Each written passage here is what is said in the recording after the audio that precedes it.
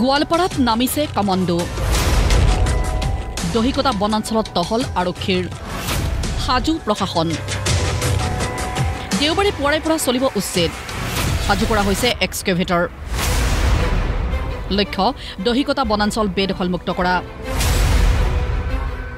1143 বিঘা ভূমিত চলিব বুলডোজাৰ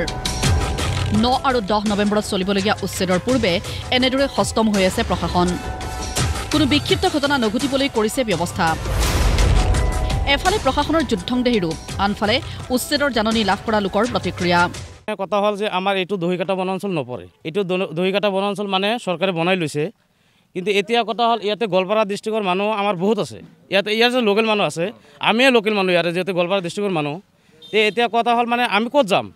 তে এইগিলা মানুহ যদি ভাৰতীয় নাগৰিক হয় এই মানুহগিলা যাব ক'ত মই সরকারক কব খুজিছো যে যদি কোনো বাংলাদেশী নাই যদি কোনো মানুহ অবৈধ বাংলাদেশী নাই বা অবৈধ মিয়া নাই ইয়াতে কি কারণে উচ্ছেদ করা হয়েছে মই বৃহস্পতিবাৰে মুখ্যমন্ত্ৰীৰ ঘোষণা তাৰ পাছতে উচ্ছেদৰ বাবে অধিক তৎপৰ হৈছে প্ৰশাসন জাননী লাভ কৰি ছয়ছাই ঘৰ মাটি এৰি অন্য ঠাইলৈ ৰাওনা হৈছে বহুলো ঘৰ দুৱাৰ ভাঙি ঘৰৰ সামগ্ৰী লৈ সন্ধান কৰিছে অন্য আশ্ৰয়স্থলীৰ দাবী কৰিছে ক্ষতিপূৰণ বিচাৰিছে পুনৰ সংস্থাপন মাটি কিনে লৈছিলো আমি আমার তো মারি ভাঙা নাই তোমার কেনা মাটি আমার সব জানে তো না সরকার জানে তো না কেনা মাটি আমার এতিয়া এই যে আপনারা ঘৰৰ যে এই সামগ্ৰীবোৰ লৈ ক'ত যাব এতিয়া এতিয়া ঠাই নাই তুই দিম এক জায়গায় ক'ত পাম গোৱালপাৰা ডিষ্ট্ৰিক্ট মানুহ আমি কি এখানে কথা আমার সরকার জানা কি সরকার যদি জায়গা দেয় আমাকে দিব আর নাল নাই উপায় নাই নদী ভাঙে লইছে আমার নদী সব নদী ভাঙা মানুষ সব নদীর কাছে মাটি দবকাটো চলিব উচ্ছেদ পদুম পুখুৰী নতুন বজাৰত চলিব উচ্ছেদ অভিযান 377টা ব্যৱসায়িক প্ৰতিষ্ঠান উচ্ছেদৰ জাননী প্ৰশাসনৰ 249 নং দাগত 40 বছৰ পূৰ্বে স্থাপন হোৱা বজাৰখন উচ্ছেদৰ বিৰোধিতা ভুক্তভোগীৰ এইটো আমাৰ দেউতা এখন বেটাৰ সৰ্বপ্ৰথম দোকানদাৰ ইয়াত নগাঁও মহকুমা deputy আমাক আবণ্টন দিছে কাগজ আছে আমাৰ যে এইটো গ্ৰেজিং ৰিজাৰ্ভ বুলি সিহঁতে যে আমি আবণ্টন নাপাওঁ বুলি সিহঁতে কৈছে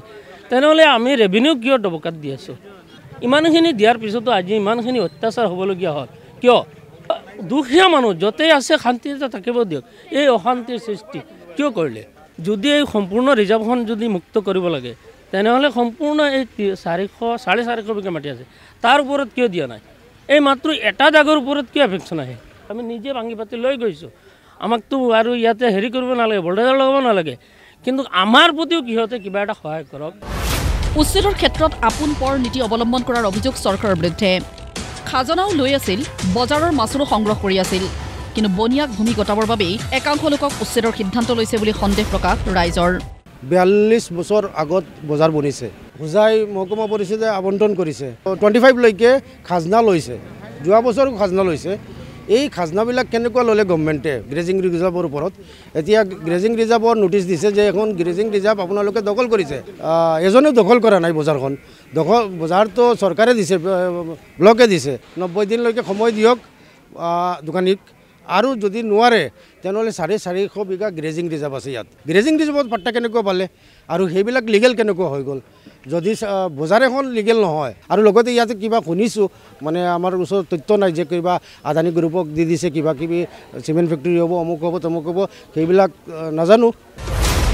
গোৱালপাৰাৰ পৰা বিশ্বজিৎ দাসৰ সহযোগত ডবকাৰ পৰা বাবুল তালুকদাৰৰ ৰিপৰ্ট প্ৰতিদিন টাইম